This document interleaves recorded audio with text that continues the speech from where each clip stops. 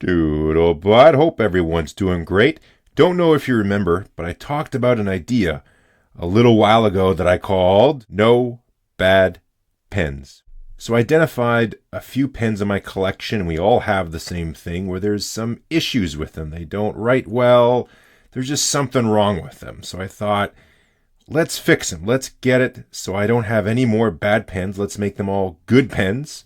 So I thought it'd be time to do a bit of an update. So first up is this guy here. This is the Montegrappa Elmo. This is the Chrysocolla Goulet pens exclusive. They had a sweet deal on it, and I've been eyeing it for a while, and they just had the right price and the right color and everything. So I went for it, and I thought, wow, I got it.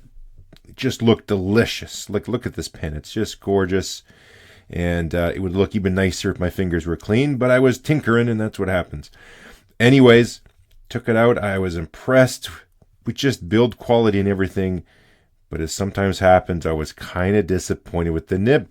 Turned out it was running dry, it would hard start, all that kind of stuff, so I decided I should fix it. So I had to get out my gear. I got my feeler gauges, and I had to open the tines up a little bit. You can check my video I did on that. Then the flow was fixed, but it was still running scratchy. So I checked it out under my little loop there, even my microscope, and I determined that at the end of the tip, one side was a little bigger than the other. Even if I aligned them, one would just stick out a little too much on the bottom and the top. So I had to smooth that out. So I got out the micro mesh kit here and just spent some time. I put a song on my headphones and just went away to it while I listened to that and did the nib. And all of a sudden, this guy now is a super smooth writer with great flow. Problem solved. So let's just do a quick little writing sample so we can see. This is the Montegrappa.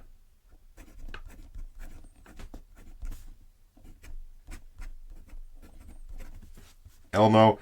And this is a fine nib. And now it's so smooth now. No scratchiness. It's just, wetness is perfect. I found I had to push a little bit hard with this nib to get it to go, but now I can just go super light pressure.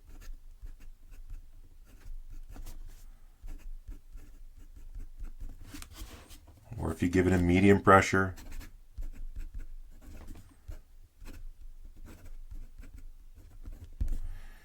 You know, it gets a little bit darker as well, but it doesn't feel scratchy. So there we go, one down. Let's check out the other pens. Next up is this giant beast, the Jumbo ACR by Kiwi Pens. This thing is huge. Like, there's the Montegrappa Elmo as a size compared. We gotta get back onto the frame. There you go. Huge difference, right? So this is a gargantuan pen. Had to get one, handmade Ebonite. Very impressed with just everything about it. And I got a double broad nib on it, knowing, I'm not going to stick with that. And I got it. It had a hair of a baby's bottom, but again, I had no intention of keeping it that way. But I didn't do anything for the longest time. And I thought, let's just do it. Let's grind it. So now it's got the oblique on it. I could refine it a bit more. But let's give that a sample. This thing is a blast to write with now. All right, let's check it out.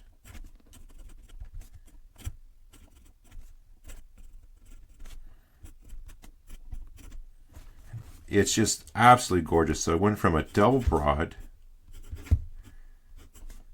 to an oblique double broad. And you can see that line variation, those nice whisper thin lines, thick ones. So it just gives a lovely line variation. Like if you have a signature and your name is John Smith, it'll look cool with this. So you get that nice little line variation.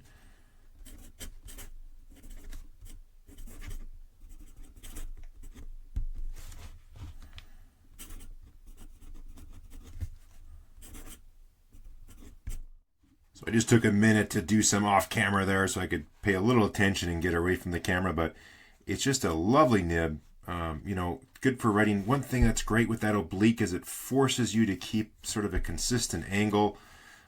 That was not my best. I was kind of rushing a bit.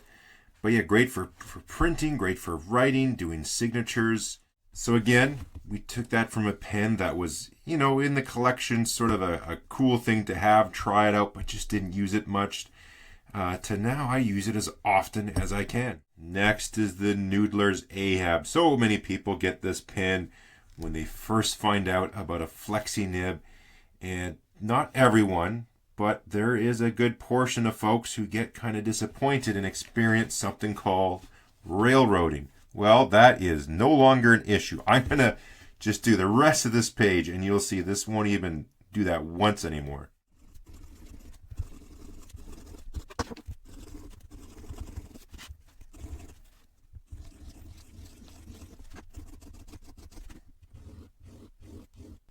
So if that's not a torture test, I don't know what is.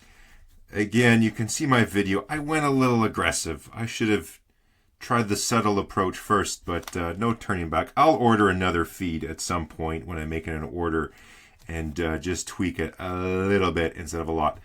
But it don't railroad anymore, and you can flex the hell out of this thing, and it just keeps up. So that's fantastic as well. And then we got this thing, my first sort of grail pen, the Lamy Dialog 3. Unlike anything else, just looks so sleek, so German. And, it's got this schwink effect to it. And I, again, got it in a medium. This was a never carry pen. Now this is my daily carry with that extra fine nib, the black to match, which is kind of cool. And I even ground it to that extra fine sort of little architect flair to it. So if I give you a quick close-up of the Dialog 3, this pen went from a never carry to now it's a daily carry. It just all had to do with the nib, just finding, at least for me, what the right nib was for this pen. And I found it now. It's a joy to use. And it's just excellent for printing, just giving a little bit of that flair. And it is now secured its spot in my coveted 2-pen case. My 2 pens I take with me, at any given time. Right now it's next to Monty, my 149, and the Dialog 3 is right next to it. So it hasn't been in this thing forever, so now it's going to be in there for quite some time because I love it so much. And now lastly, the Visconti Homo Sapien Bronze Age. Such an amazing pen, just gorgeous. The feel, the material, there's so many reasons to love this pen, and I do, except for one, and it's not the looks, it's how it writes. So again, this is the Palladium nib, and there's been so much chatter about having issues with them. I'm one of them. Apparently the gold nibs are a lot better, but it's such eye candy, and it's such a disappointment when it doesn't write properly, at least to what I want it to be. So this is supposed to be a fine nib, and it's not at all. It's a medium, potentially even broad. I have to do very, very, almost you can't even control it, light pressure to get it to be sort of a fine nib, but it's still super saturated, super wet, and it's just too much for what I like.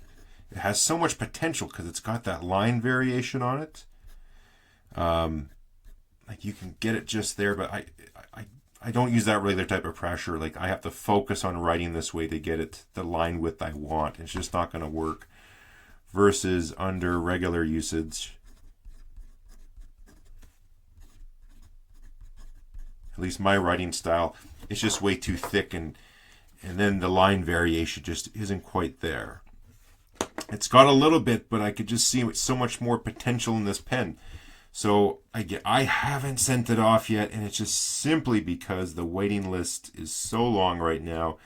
I'm still deciding a little bit of what I want to do. So probably my favorite overall writing pen, it's not, as far as size goes, I wish it was bigger, but it's this vintage 140. That line variation is so fantastic. It's a breeze to write with. It just looks so great. Now I know the Visconti will not be able to write like this, but I would like it to get more of that thinner stroke and be able to take advantage of that flex. Now this can get more, but just a regular downstroke, regular pressure, I think the Visconti could sort of come close. Like if I go max out over here, that's the max I can do with the Visconti.